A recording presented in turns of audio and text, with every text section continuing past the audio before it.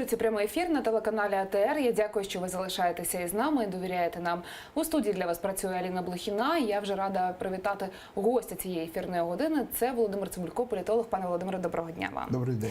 Власне, розпочати хочемо із такого. Міністерство юстиції звернулося до генпрокурора Юрія Луценка через обшуки, які сьогодні у будівлі відомства влаштувало НАБУ. Про це під час брифінгу сказали перший заступник міністра юстиції Наталія Бернацька. Обшуки в міністерстві розцінюють як тиск на відомство. Бернацька також зазначили, що обшук було здійснено без постанови суду, а саму ситуацію характеризувала як свавілля. За її словами, незрозуміло, які документи було по факту викрадено з будівлі Міністерства юстиції, сфальсифіковано і підкинуто. У свою чергу прес-служба НАБУ зауважила, що їхні детективи провели обшук у службовому кабінеті одного з посадовців Міністерства юстиції, а невідкладність була обумовлена оперативною інформацією про ризик знищення документів, які мали бути надані Мін'юстом у рамках розслідування справи детективами НАБУ. Доступ до зазначених матеріалів детективам було санкціоновано 23 листопада цього року слідчим суддею Солом'янського районного суду міста Києва. Пане Володимире, у контексті того, що наразі відбувається між антикорупційними та силовими структурами, про що може свідчити цей обшук у тепер вже Мін'юсті? Бачите, тут це називається все хвороба зростання. Але ми наскільки звикли до того, що політичний клас, а особливо така адміністративна його компонента, мається на увазі міністерства, Кабінет міністрів, вони завжди були фортецею для громадян. Тобто вони були закриті, і всі перипетії, які відбувалися довкола них, хіба оприлюднювалися якісь загальновідомі кричущі речі, які приховати вже було неможливо. Зараз, після Революції Гідності, взагалі практика приховування будь-яких дій є справді прямим порушенням законодавства. Тобто, хіба є документація для службового користування, а так вся логіка управлінська, всі документи міністерства стараються оприлюднювати. Причому ця політика відкритості, вона є основою сучасного управління в цілому світі.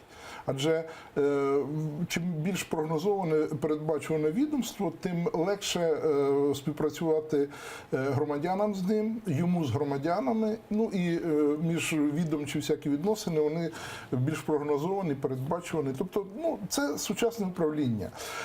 Коли виникають подібні конфлікти, тобто вторгнення одних силовиків на поле інших чиновників, завжди, це наша така авторитарна звичка, якщо обшукують, значить є за що. Або якщо притягують до суду, значить є за що. Не було б за що, не притягували. Хоча це рецидив минулого, насправді судова система передбачає змагальність сторін. І, очевидно, якщо НАБУ проводить подібні дії, воно ж розуміє, що в суді доведеться відповідати ще й за подібну поведінку, за подібні дії. Тобто, якщо НАБУ використовує такі доволі брутальні методи, значить є в цьому необхідність. Але якщо ця необхідність є порушенням закону, то є Генпрокуратура і є СБУ, так що тут... Але, пане Володимире, дивіться, Мін'юст тепер просить розібратися у цій ситуації Генеральну прокуратуру, очільником якої є генпрокурор Юрій Луценко. У контексті того, що відбувалося між ГПУ і НАБУ ще до сьогоднішніх обшуків і ось напруженість стосунків між Луценком і Ситником, чи варто розраховувати на те, що дійсно буде якась об'єктивна позиція щодо того, що сьогодні відбувалося у Мін'юсті? Так, по-перше, все одно судова інстанція буде рефері в цих подіях. Але просто хочу нагадати, що успіхи НАБУ напряму пов'язані з співпрацею з Генпрокуратурою. Із 50 справ, які там доведені останнім часом до судової перспективи, 20 взагалі це робота ГПУ. Тобто база даних, частина розслідувань ГПУ самого служить основою майбутнього успіху для НАБУ. Тому я розумію, це така підліткова певним чином поведінка, бо є необхідність, скажімо так, зафіксувати свій статус суспільний і поле компетенції для НАБУ. Особливо нервозність для НАБУ створюють, наприклад, наміри законодавця переглянути принципи аудиту діяльності НАБУ і принципи кадрового формування. Тобто депутатам хотілося б, оскільки у нас парламентсько-президентська республіка, депутати хотіли б контролювати і НАБУ жорстко також. Тобто є бажання повернути політичний контроль, хоча попередньо законодавство було виписано таким чином, що і керівник САП, спеціалізованої антикорупційної прокуратури, і Агентство запобігання корупції, і самого НАБУ, вони захищені від всяких відставок, але не захищені від звітності. От, власне, вся історія з відставкою Єгора Соболєва, вона пов'язана з тим, що фактично НАБУ в комітеті Верховної Ради так і не відбуло повноцінних слухань. Це все було, скажімо так. Пане Володимире, я перепрошую, ми зараз повернемося до розмови, тому що у нас на прямому зв'язку керівник управління зовнішніх комунікацій НАБУ Дарина Манжура. Пані Дарино, доброго дня.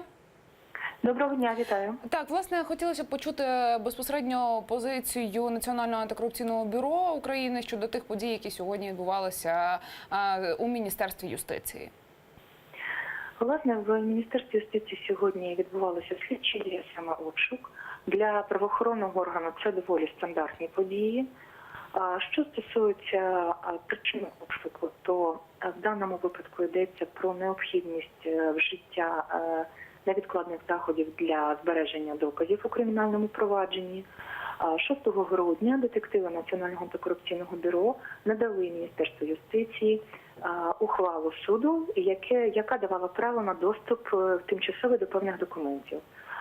7 грудня детективам стало відомо оперативним шляхом, що відбувається знищення частини затребуваних документів, а також мають місце спроби їхнього переховування.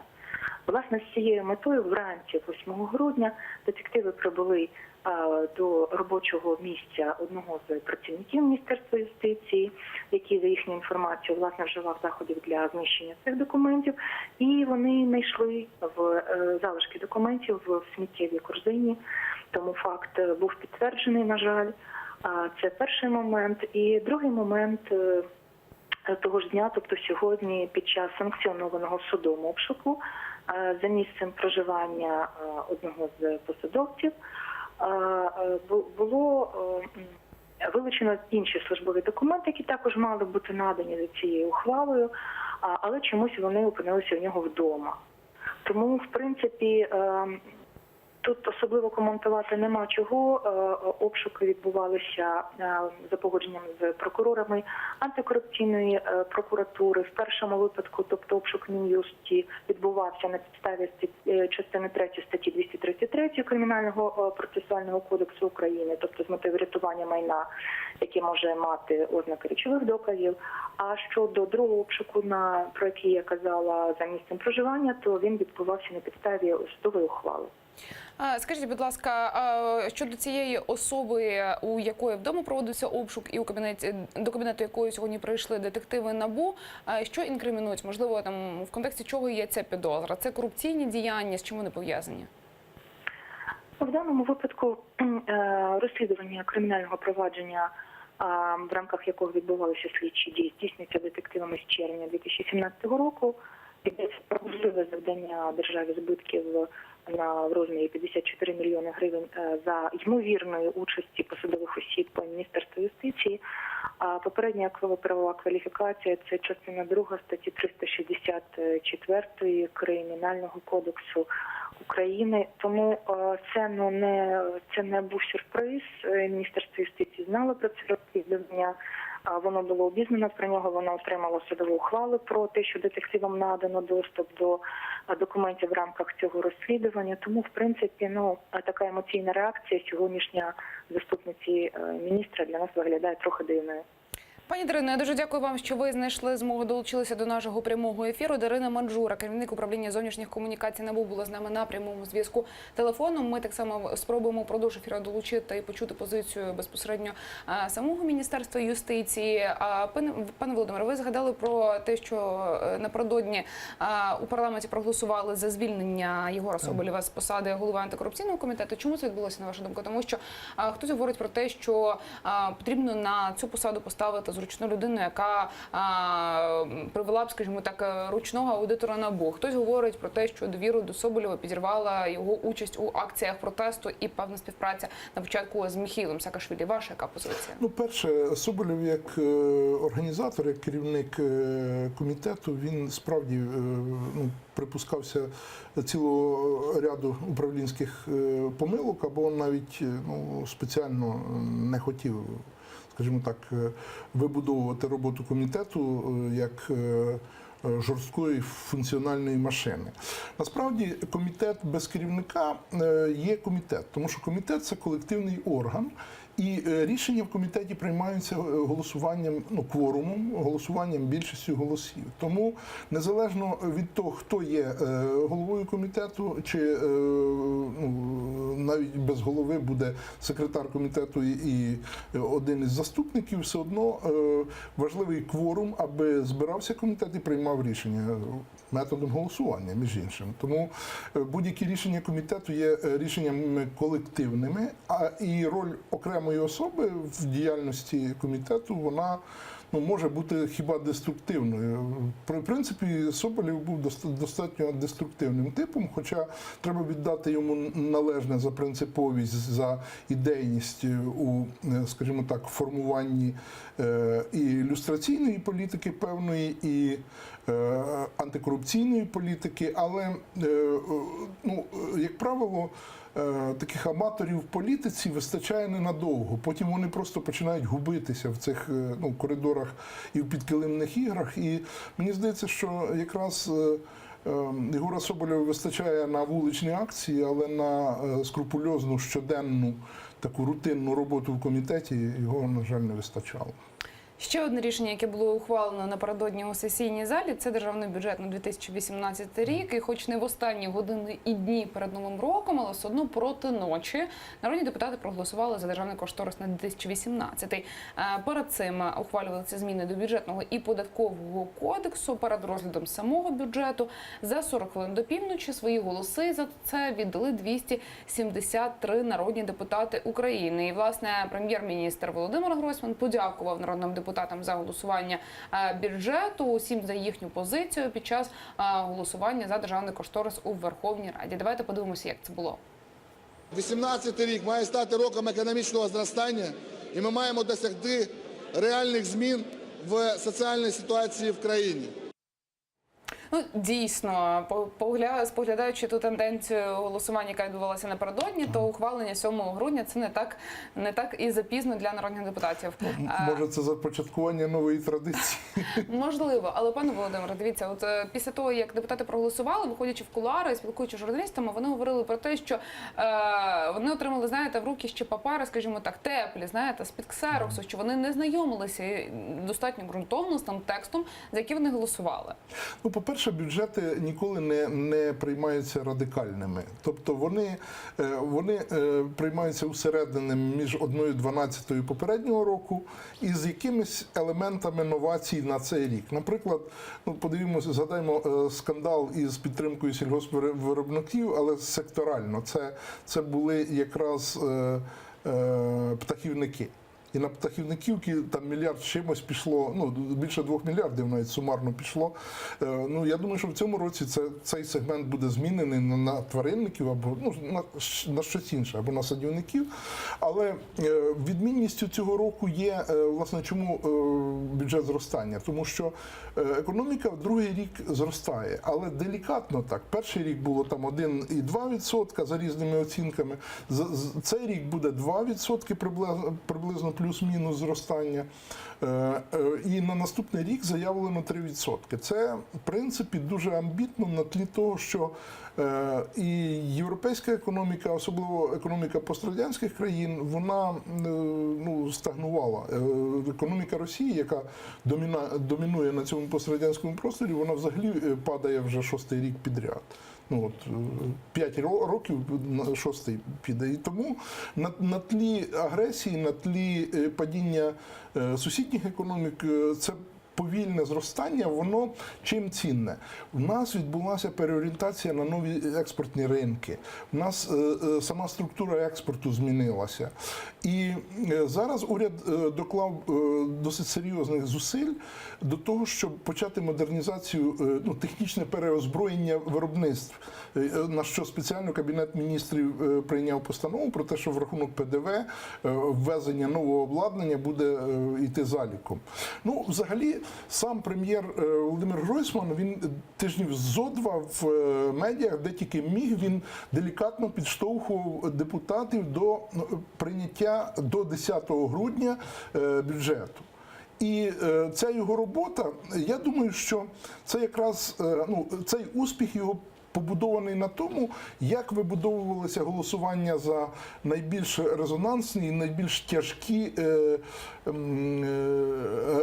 закони про галузеві реформи. Особливо реформа охорони здоров'я, потім кодекси, які великим, це найбільше в історії законопроєктів. Пане Володимире, ми повернемося до нашої розмови. Зараз долучимо так само Микола Скорик, народний депутат України з фракції «Опозиційний блок», разом із нами на прямому зв'язку. Пане Миколо, доброго дня, чи чуєте нас? Доброго вечора, дуже приємно вас чути. Так, хотілося б вашу позицію і позицію фракції почути щодо державного кошторису, який напередодні голосувався у парламенті. Мені здається, що ми досить чітко висловили, я і мої колеги з трибуни Верховної Ради досить чітко показали червоними кнопками своє відношення до бюджету на наступний рік. Ми вважаємо, що це бюджет поліцейської держави з бідним населенням. Вважаємо, що в цьому бюджеті немає практично позитиву. Я мушу погодитися, що з точки зору самої процедури, то можна сказати про позитивні зрушення, тому що ми приймали його не в 20-х числах грудня і не в 4 чи 5 ранку, а більш-менш в нормальний час і депутати мали змогу ознайомитися, внести правки і так далі. Але ніяких, скажімо, правок, які надавав, скажімо, «Опозиційний блок», у них не дослухалася більшість, і ми вважаємо, що позитиву в цьому бюджеті, ще раз повторюсь, немає, а головні проблеми полягають в тому, що абсолютно нереальні макроекономічні показники, на яких ґрунтується бюджет, завищені в такій ситуації, в якій ми зараз перебуваємо в економічній, завищені витрати на силовий блок і так далі. Тобто ми не мали можливості з точки зору своєї совісті підтримувати такий бюджет по відношенню до наших громадян. А щодо підвищення мінімальної зарплатні до 4100 гривень чи 4200 гривень, різні суми зараз називаються, що про це ви думаєте, яка ваша позиція щодо цього? Я думаю, що в цьому є в цьому все ж таки є певний позитив, але без підтримки національного виробника, без того, щоб ці гроші пішли на українську продукцію, на те, щоб дійсно громадяни мали змогу, щоб це не вплинуло серйозно на валютний ринок, це призведе тільки до розкручення інфляції. Ще раз кажу, а це знову ж таки ми повертаємося до нереальності макроекономічних показників. Пане Миколо, я дуже дякую, що ви знайшли час, долучилися до нашого прямого ефіру. Микола Скорик, народний депутат України, фракція «Опозиційний блок», був з нами на прямому зв'язку телефону. Ми говорили про державний кошторис, ухвалений напередодні на 2018 рік.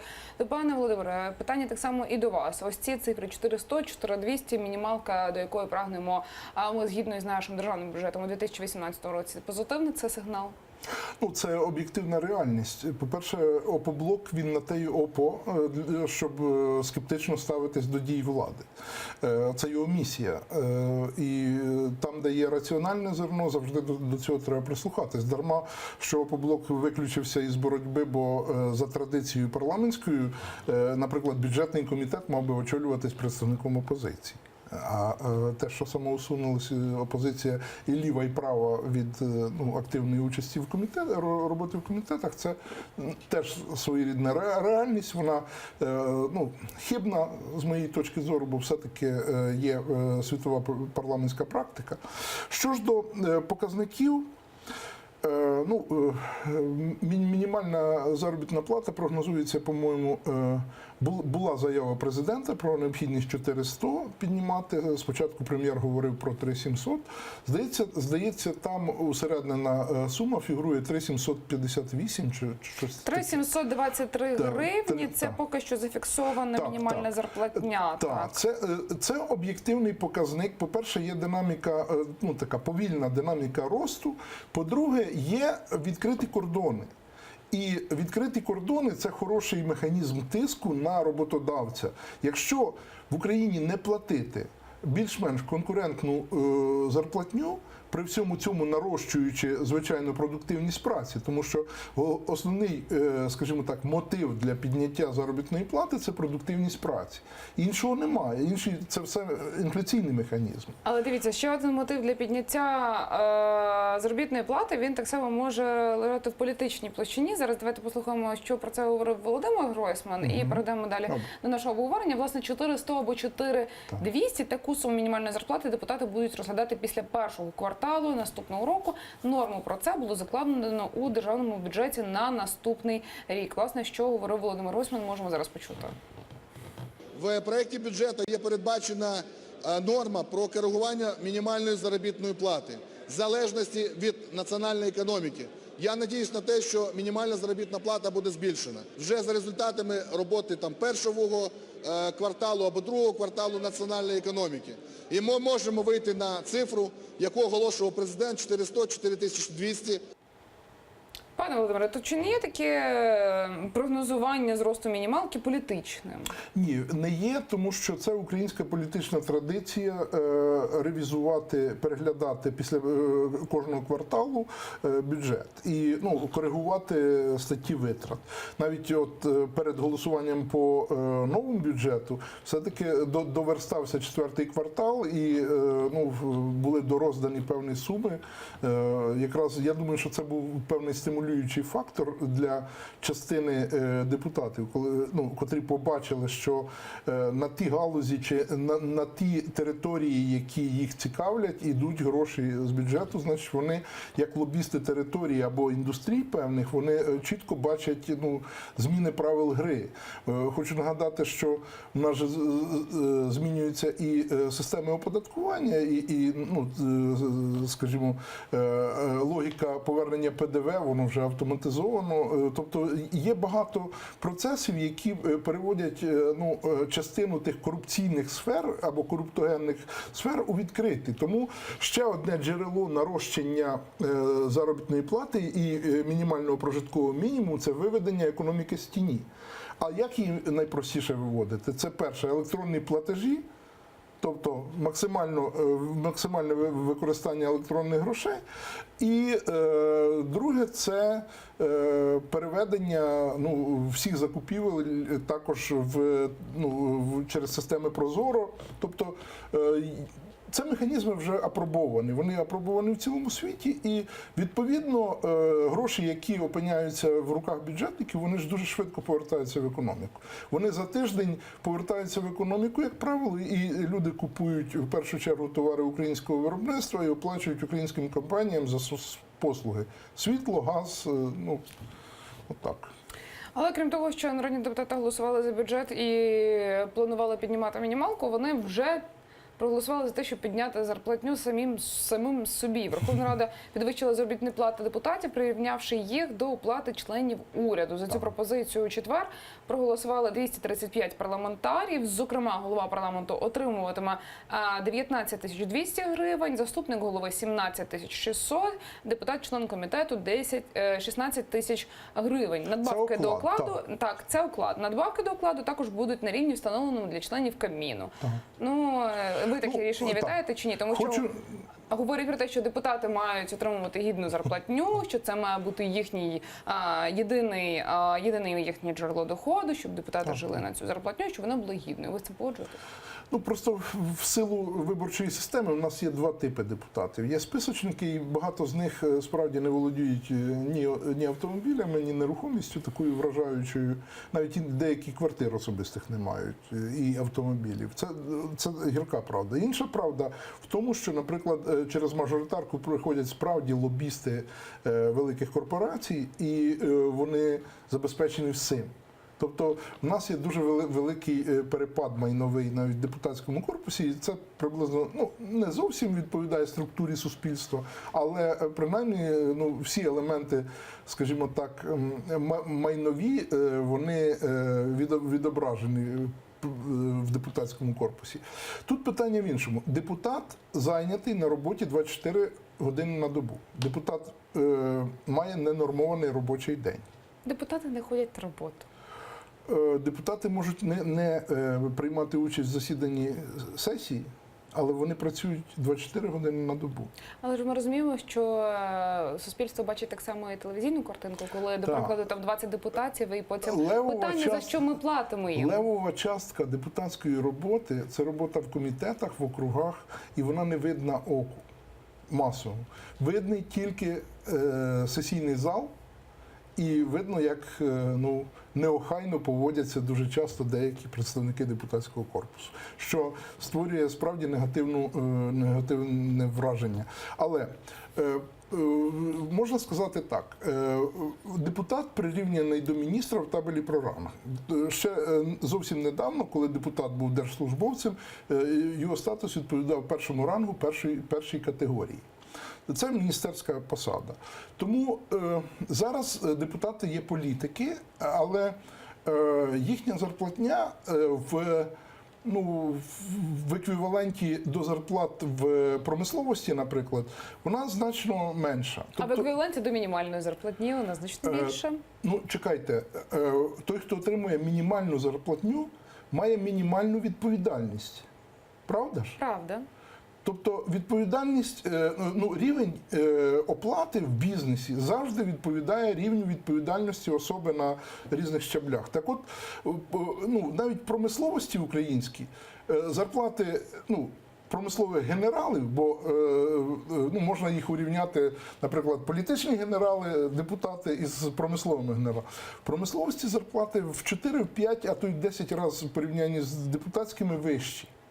У нас є навіть такі диспропорції, коли, наприклад, керівник НАБУ отримує в 4-5 разів більшу зарплату, ніж народний депутат України. Цікаве питання. Але ще одне цікаве питання. З одного бюджету харчуються, правда? Ще одне цікаве питання. Навіщо було сьогодні скасовувати робочий день? Зрозуміло, що голосували напередодні за бюджет. Попереднього року голосували до 5 ранку. Тут впоралися в 23 години 24 хвилини, проголосували вже. Навіщо було скасовувати робочий день? Тому що до кінця цієї сесії, до кінця цього року залишилося небагато часу. У них ще залишився законопроект щодо реінтеграції Донбасу. Вони ще можуть відкликати депутатський законопроект про антикорупційний суд, щоб його вніс до речі, президент сьогодні мав телефонні дзвінки, сьогодні-вчора, і він брав зобов'язання попрацювати з депутатським корпусом, аби прийняти закон про антикорупційний суд. То, може, варто було сьогодні попрацювати? Насправді, сьогоднішній вільний день я вважаю свинством. Свинством взагалі є п'ятниця. Бо в п'ятницю в парламентському залі є 50-60 чоловік. До речі, це ті люди, які і голосують за зарплату, і ті, які не мають особливих статків. Але вони дуже дисципліновані депутати. Депутати, які є висуванцями великого бізнесу, вони приходять інколи тільки в четвер на день голосування. І ще одне запитання до уряду, більш-менш можна. Якщо там є їхнє особисте питання, лобійське. Оце максимум. Через що мова йде давно про зміну виборчої системи, мова йде про взагалі таке відокремлення бізнесу від політики, але його можна відокремити лише тільки через виборче законодавство. Тому я вважаю, що краще переглянути регламент. А, до речі, одна із тем, яку треба завершити до кінця року, це зміна регламенту саме таким чином, щоб, наприклад, приймати законопроекти більшістю від присутніх в залі. Не ходять, це їх проблема. В багатьох парламентах Європи при низькій явці інколи законопроекти приймаються десятком або 2 десятками голосів. Є така практика. Раз ми синхронізуємося з Європою, тоді приймаємо європейські правила. По-друге, ми живемо в третьому тисячолітті, а правила і регламенти схожі на середньовічні парламенти. Пане Володимире, повертаючись до голосування за бюджет, от ми сьогодні долучали до нашої розмови Віктора Кривенка, депутата ЛБП. Так. Він сказав про те, що можна було ще трошки почекати, дати принаймні 10 днів народним депутатам для того, щоб вони все ж таки краще знали, за що вони голосують. Чому було не почекати, як гадаєте? Чи вже Тому що всі питання були вирішені? за будь-яких обставин після першого кварталу буде бюджет переглядати. За будь-яких обставин. Навіть якщо від України залишиться 1/10. Перепрошую за такі трагічні передбачення, але це жарт чорний. Добре, напередодні фракція БПП мала зустріч із зранку президентом України. На ній був присутній Володимир Гройсман. Говорили депутати про те, що вони обговорювали саме бюджетне голосування, хоча фактично було зрозуміло, що фракція БПП голосуватиме. Про що ще могли говорити нардепи президентської фракції із главою держави і прем'єр-міністром, як гадаєте? Є кілька скандалів. Скандали з НАБУ, з Генпрокуратурою. Далі, я думаю, що є позиція окремо Саакашвілі, тому що Саакашвілі сам експат і незрозумілий його статус в Україні зараз, але людина без громадянства не може в Україні згідно Конституції займатися українською політикою. Так Саакашвілі ще ж і не сам. Там біля нього ще кілька десятків людей без громадянства. Виявляється, що українська держава може дозволити людям без громадянства встановлювати правила гри в своїй державі. Виглядає дивно. Так що, я думаю, це питання далі. Я думаю, що найважливішим все-таки є, перше, завершення року, адже є ряд законопроєктів, які треба було б просто осінь і практика, це практика Гройсмана роботи із, скажімо так, суперечливими законопроєктами, де він адресно з кожною групою, інколи з кожним депутатом знаходить механізм узгодження, скажімо, інтересів. І поки ця інерція є, поки голосування, дивіться, весь пакет складних реформістських законів був прийнятий за цю осінь. Значить, на цій динаміці треба прийняти ще необхідні закони, які знімуть головний біль на наступний рік. Адже на наступний рік децентралізація входить в повну силу, наші громади починають розпоряджатися фінансами, землею, всіма активами, які на території громад. І я боюся, що поряд з успішними громадами почнуть виникати такі економічні чорні діри, де буде розграбування активів, де населення буде упосліджене, забите, ніякі послуги, ні медичні, ні освітні нове керівництво не надаватиме. І знову ця вся, скажімо, невдоволення буде розвернута в бік президента і прем'єра. Ви згадали про те, що на фракції могли підіймати питання і Міхеїла Саакашвілі. Як гадаєте, яка надалі буде стратегія президента щодо нього? Тому що ми бачили, що намагалися його силовики затримати, зрештою він відпустили.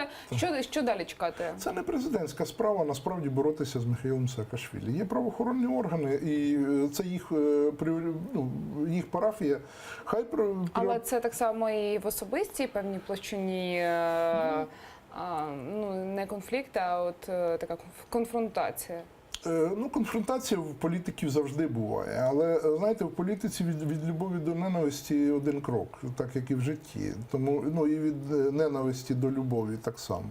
Я вважаю, що Саакашвілі просто складна особистість, така суперечлива сама по собі. І Міхеїл Саакашвілі, він не поцілив в український менталітет. Кожен місяць його перебування в Україні приносив українцям розчарування в ньому. І от навіть останні надзусилля, провокації, які вчиняють його прихильники, включно з нападом на силовиків, вони не приносять ніякого збурення людей. Тому що насправді силовики діють згідно закону, але навіть інколи поступаються заради того, щоб не спричинити до загострення конфлікту, до ну скажімо так, розгортання конфлікту більш форматний. Тому краще поступитися, краще витримати паузу. І тут якраз більш системна сила має перевагу. Опозиційні політики, ті, які належать до представників опозиції, вони так само будуть залишатися осторонь у цій ситуації, як гадаєте? Ну, дивіться, на початках, коли Саакашвілі починав декларувати свої плани на осінь, поряд з ним стояла Юлія Тимошенко, Анатолій Гриценко, Наливайченко, хлопці з екс-правого сектора, унсовці. Тобто там було достатня кількість авантюристів і навіть декілька системних політиків. Але з кожним тижнем цих акцій вони просто відхрестилися. Врешті-решт ми чули заяву Соболєва, який завжди стояв поряд з Саакашвілі, що я не я і хата не моя. Віктора Чумака так само, тобто вони всі повідхрещувалися. А чому відхрестилися? Тому що пан Саакашвілі почав тягнути ковдру на себе? Чи Не тому, тільки що ковдру. Справа в тому, що Саакашвілі почав використовувати методи боротьби, які не властиві українській політиці. Вони призводять до бандитизації політики, а ми і так пережили трагічно зиму 13-14 року, коли вуличні банди, по суті, довели населення до сказу, коли люди змушені були створювати сили самооборони, і влада використовувала вуличні банди. А зараз по суті, опоненти влади починають використовувати вуличні банди. От подивіться, сутичка із затриманням Саакашвілі, постраждало 11 військовослужбовців Нацгвардії і поліцейських, і 3 цивільних. І врешті-решт Нацгвардія відступила. Я бачив особисто ці потрощені автомобілі. Це державне майно, і за це майно хтось має відповідати за потрощення. Тобто, як правило, поліція в таких випадках вона довго складає протоколи, довго проводить досудове слідство, але рано чи пізно вона це слідство доведе до суду, і суд повинен встановити істину в цій ситуації. Як гадаєте, у новому політичному сезоні слід чекати якихось, можливо, нових політичних союзів? Можливо, неформально, скажімо так, з'являться якісь іще домовленості, якісь іще дерибани нові з'являться? Ви прямо мене з язика схопили ідею, про що я хотів продовжити на наступний рік говорити. Дивіться, зараз змагаються дві доктрини, дві концепції. Одні опоненти президента рвуться в бій, щоб провести дострокові парламентські вибори, а після них провести президентські. І ставка якраз, роль Саакашвілі – це роль такого тарана, який мав би спричинити конфлікт і який би закінчився достроковими парламентськими виборами. Інша, більш поміркована і більш системна частина опозиції розраховує на те, що президентські вибори, а оскільки функціональне повноваження президента – це оборона і міжнародні відносини, то кращого спеціаліста на сьогодні на цій посаді, ніж є Петро Порошенко, просто немає. Жодна з політсил не має такого калібру політика, який би мав і рівень комунікації особистої, і рівень вкоріненості, наприклад, в оборонні питання. Адже Петро Порошенко, він щодня працює з Міноборони. Щодня він в військах. Але так само багато критики є, і суспільства так само до глави держави. Політичний процес – це змагальний процес. І в ньому завжди буде критика, особливо некваліфікованих людей. Чим менш кваліфікована в певній галузі людина, яка вважає себе опонентом президента, тим голосніше вона кричить, що все робиться не так. Варто запитати, а який у вас досвід державного управління в сфері оборони, шановний, що ви так кричите на президента? Або який у вас досвід в сфері міжнародної політики? Скільки угод міжнародних? Ви розумієте, що навіть якщо такого досвіду проста людина не має, вона має свої якісь базові потреби, які вона хоче задовольняти у цій країні. Так, базові потреби не стосуються Міноборони і не стосуються міжнародних відносин. Але стосується соціальної політики, економічного стану. Правильно. А це вже компетенція Кабінету міністрів. Через що, власне, чому я кажу, що помірковані борються за те, щоб використати президентську кампанію як кампанію розігріву в боротьбі за більшість у майбутньому парламенті. Адже більшість парламентська сформує майбутній уряд. А уряд несе повну відповідальність за стан економіки, і він управляє державними фінансами. Пане Володимире, я дякую вам дуже за розмову і за візит. Володимир Цибулько, політолог, був гостем цієї ефірної години. За 5 хвилин прямий ефір телеканалу АТR продовжить Заман. Ми з вами не прощаємося. Дочекайтеся. Дякую, що залишаєтеся разом із АТR.